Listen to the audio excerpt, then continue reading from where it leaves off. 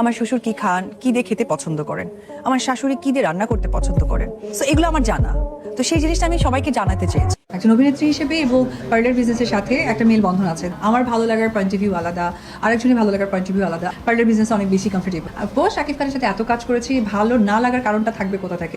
ঈদের সিনেমা নিয়ে আসলে এখনো দুর্বারটা আসলে রোজার ঈদে আসার পরিকল্পনা চলছে। তবে সময় মতো যদি কাজটা শেষ হয়ে যায় তাহলে অবশ্যই আমরা ঈদে আসলে সিনেমাটা রিলিজ করতে পারবো। যেহেতু বিজনেস প্রতিষ্ঠান দিয়েছি এবং আমি একজন চলচ্চিত্র অভিনেত্রী, সেই অনেক বছর ধরে কাজ করছি, আমার কাছে মনে হয় যে দুটোর সাথে না একটা কি বলে মেল বন্ধন আছে।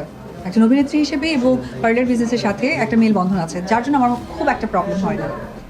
অপু বিশ্বাসকে নিয়েই তো আসে, আর কাউকে নিয়ে তো আসে না। তো অপু বিশ্বাস রিনাউন্ড পার্সন, তারা সারাক্ষণে অপু বিশ্বাসকে নিয়ে ভাবে অবশ্যই কোথায় যাচ্ছে, কি খাচ্ছে, কি পড়ছে, কোনটা ভালো লাগছে, কোনটা মন্দ লাগছে। যেহেতু আমাকে এত ফলো করে, তা আমাকে নিয়ে বলে, আর এটা আমি এনজয় করি।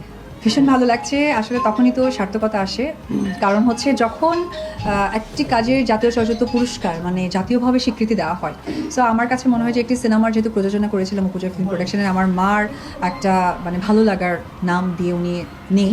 তো আমার এটাই ভালো লাগে এবং তৃপ্তি পাচ্ছি যে কেউ একজন পেয়েছে, এবং আজকে জাতীয় চলচ্চিত্র পুরস্কার যেদিন অনুষ্ঠিত হবে সেদিন অবশ্যই উপজয় ফিল্ম প্রোডাকশন নামটা চলে আসবে, সেখানেই আমার সার্থকতা। না আসলে পারফরমেন্সে ভালো লাগা এটা অবশ্যই আমি সমস্ত আর্টিস্টকেই বলবো যে সব কাজ কিন্তু তারা তাদের বেস্টটা দিয়েই দেয়।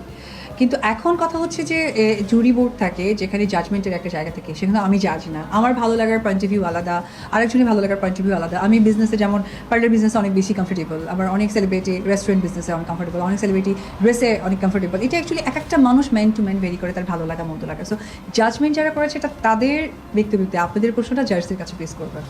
শাকিব খানের সাথে এত কাজ করেছি, ভালো না লাগার কারণটা থাকবে কোথা থেকে? তারপর উনি আমার পরিবারের মানুষ, সো অলওয়েজ উনি আমার ভালো লাগার একজন পার্সোনালিটি।